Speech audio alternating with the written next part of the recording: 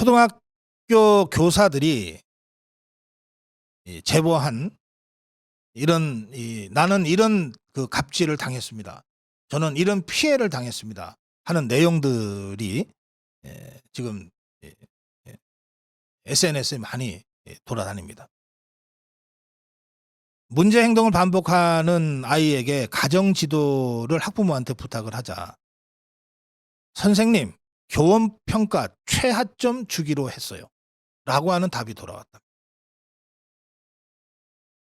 학교 폭력 처리 중에 가해 학생의 삼촌이 전화를 걸었어요. 걸어와서 선생님한테 교사한테 하기를 나 빵에서 나온 지 얼마 안 됐는데 나 다시 들어갈까? 완전히 협박을 한 겁니다. 새학기 첫날에 아이 출석을 학교에 보내지 않은 학부모가 그 교사한테 전화를 해서 이렇게 얘기했다고 합니다. 우리 아이 자리 앞쪽으로 픽스해 놓으셨나요? 부친 사항으로 5일가량 이제 출근을 못하게 됐습니다라고 알리자 아니 학기 초부터 왜 이렇게 오래 쉬어?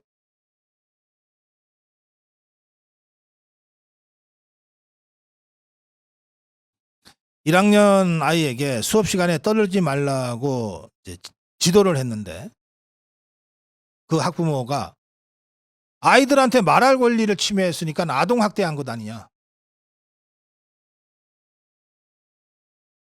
우리 선생님들이 학교 현장에서 학부모들로부터 받는 교권 침해 사례들입니다.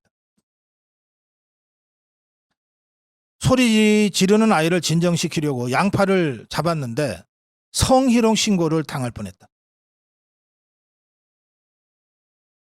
학부모가 우리 애 몇 시 몇 분에 밥 먹었냐고 카톡을 보내는 게 일상이다.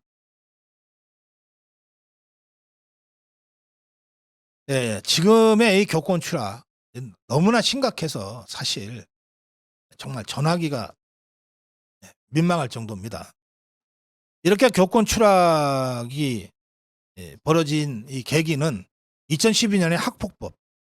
이게 이제 학폭을 생활기록부에 의무적으로 적도록 해놓으니까 그리고 이 생활기록부가 이 대학 입시에 반영이 되니까 그러니까 이 기록을 어떻게든 지우기 위해서 학부모들이 교사를 상대로 소송을 하는 일들이 계속 벌어진 거예요. 교사를 상대로 고소고발하는 것에 대한 심리적 장벽이 완전히 무너져 버렸어요. 내 아이를 위해서인데 내가 교사 고발하는 게 뭐가 문제야. 또 2015년에는 아동학대 범위에 정신적 고통을 가하는 행위가 추가된 아동복지법 개정이 이루어졌어요. 그러자 학부모들이 우리 아이가 정신적 고통을 받았어 하면서 교사의 말과 행동을 가지고 경찰에 찾아가는 부모들이 급속하게 늘었다는 거예요.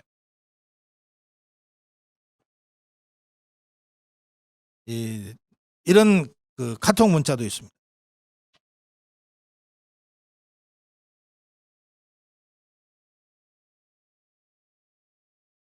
이 학부모가 보낸 거예요.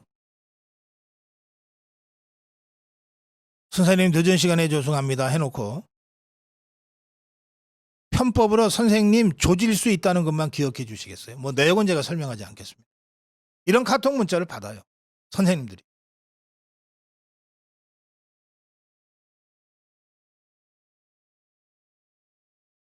교권 침해는 주로 학부모들에 의해서 이루어집니다.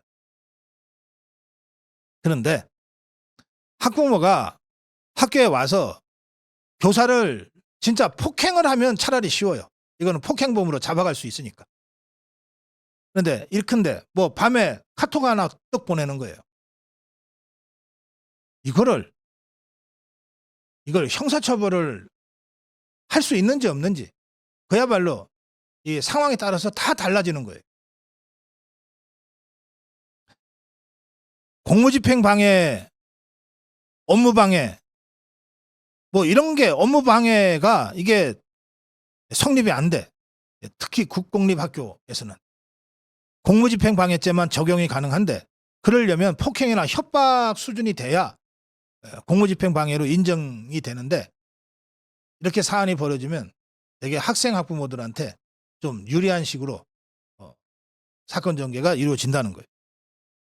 스토킹으로도 보기 어려운 것이 이게 뭐 이렇게 협박 문자 하나 보내는 걸로 스토킹이다 이렇게 하기가 어려운 게 어쨌든 부모 입장에서 학생 얘기를 듣고 한 거니까 정당한 이유 없이 상대방을 괴롭히는 건 아니다.